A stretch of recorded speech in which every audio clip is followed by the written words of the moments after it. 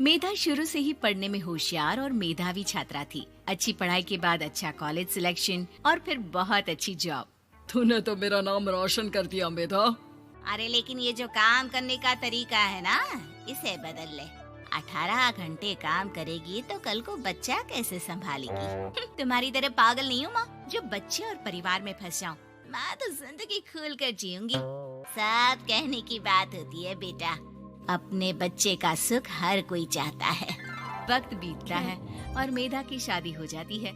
शादी के कुछ सालों में ही मेधा एक सुंदर से बेटे की माँ बन जाती है। अरे यार, मेरी मैटरनिटी लीव खत्म हो रही है, क्या करे? माँ भी नहीं आ सकती, कैसे मैनेज करूँ?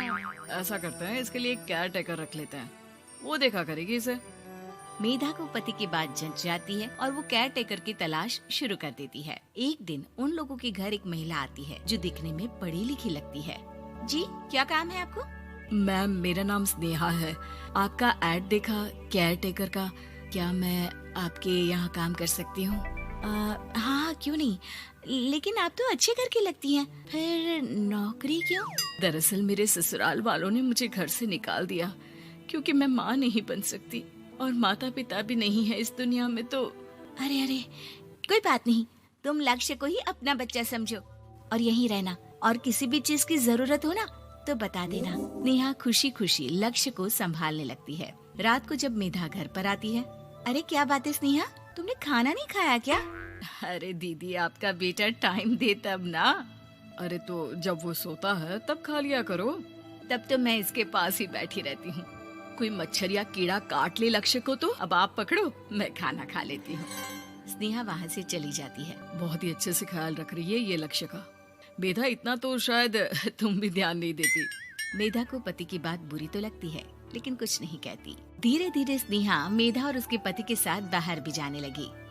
सुनो, स्नेहा को भी बाजार ले चलते हैं, वो क्या है ना, लक्ष्य को देख लेगी जब तक मैं शॉपिंग कर लूंगी। हाँ चलो, वैसे मैं चाह रहा था कि लक्ष्य को लेकर हम दोनों ही चलते। क्या यार, तुम तो फ्री में इमोशनल हो जाते हो, कितना देख लेंगे हम दोनों मिलकर, ले चलो उसे। कार से निकलकर मेधा और लक्ष्य रोड क्रॉस कर रहे थे कि सामने से कार आ जाती है। मेधा का ध्यान नहीं होता, लेकिन स्नेहा तुरंत लक्ष्य को मेधा से छीन लेती है। मेधा गिर जाती है और कार मेधा को छूकर निकलती है, जिससे मेधा को खून आ जाता है। पति मेधा को हाथ देकर उठाता है। स्नेहा लक्ष्य को लेकर गले लगाई रहती है। थैंक्स स्नेहा, मैंने तो ध्यान ही नहीं दिया था कि कार आ रही है। स्नेहा का गुस्सा मालकिन पर टूट पड़ता है। अरे कैसी माँ है आप, अगर आज कुछ लक्ष्य को हो जाता तो मैं आपको कभी माफ नहीं करती। छोटा सा बच्चा है, उसे चोट लगती है तो पता है कितनी तकलीफ होती है। पति भी स्नेहा को देखने लगता है कि उसे क्या हो गया। मेधा को स्नेहा पर काफी गुस्सा आ जाता है। घर आकर कहती है, देखो स्नेहा, माना तुम लक्ष्य को बहुत प्यार करती हो, लेकिन वो मेरा बेटा है, मैं कभी जानबूझकर उसके साथ बुरा नहीं कर सकती, समझी? मुझे माफ कर दीजिए, मैं लक्ष्य को लेकर कुछ ज्यादा ही सेंसिटिव हो चुकी हूँ। मैं ध्यान रखूंगी कि आगे से ऐसा ना हो। मेधा का मन स्नेहा से अब हटने लगा था। एक शाम मेधा ऑफिस से घर आती है कि लक्ष्य उसे दिखाई नहीं देता और ना ही स्नेहा। स्नेहा के कमरे में जाती है जहाँ दोनों सो रहे होते हैं। अरे स्नेहा, लक्ष्य को आज इस कमरे में क्यों सुला दिया? दीदी, मुझे नींद आ रही थी, ऐसे में उसे कमरे में अकेले लिटाना मुझे ठीक नहीं लगा। मेधा बच्चा उठाने लगती है कि स्नेहा टोक देती है। रहने दीजिए ना दीदी, सो रहा है, फालतू में नींद खराब हो जाएगी। मेधा को गुस्सा आ जाता है और वो बच्चा उठाकर वहाँ से चली जाती है। अगले दिन मेधा स्नेहा को बुलाती है, साथ में एक और लड़की खड़ी होती है।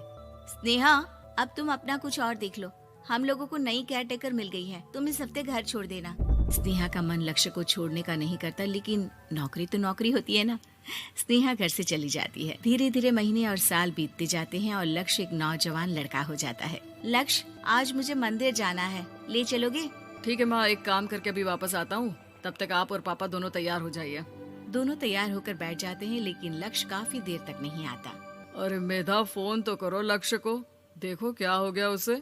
मेधा फोन करती है तो पता चलता है कि लक्ष्य का एक्सीडेंट हो गया है और वो सिटी अस्पताल में है। जल्दी चलिए, पता नहीं कैसा होगा मेरा बेटा। अरे चिंता ना करो, सब ठीक होगा, मैं अभी कार निकालता हूँ। दोनों मियाँ बीवी अस्पताल पहुँचते हैं, जहाँ वो लोग देखते हैं कि लक्ष्य बिस्तर पर पड़ा होता है। एक महिला इन्हें यहाँ लेकर आई है, वो वहाँ बैठी है, लेकिन फिलहाल तो आप लोगों को इनके लिए किडनी का प्रबंध करना होगा। एक्सीडेंट में इसकी किडनी डैमेज हो गई है। मेरी ले लीजिए डॉक्टर साहब, मेरे बेटे को बचा लीजिए। नहीं नहीं, आप माँ हैं, आपकी नहीं ले सकते, पिता की भी नहीं।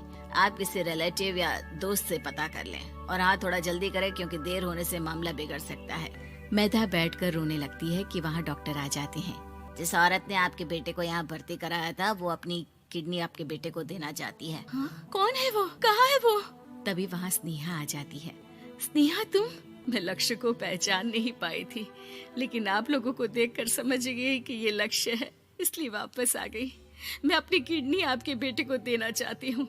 मेरी अपनी तो कोई औलाद नहीं, लेकिन लक्ष्य में मैंने हमेशा अपना बच्चा देखा। तुम धन्य हो स्नेहा, जो इतने साल में भी लक्ष्य को भूल नहीं पाई। सही मामले में तो वो तुम्हारा ही बच्चा होगा, क्योंकि जन्म भले ही मैंने दिया हो, लेकिन आज तुम उसकी जिंदगी बचा रही हो।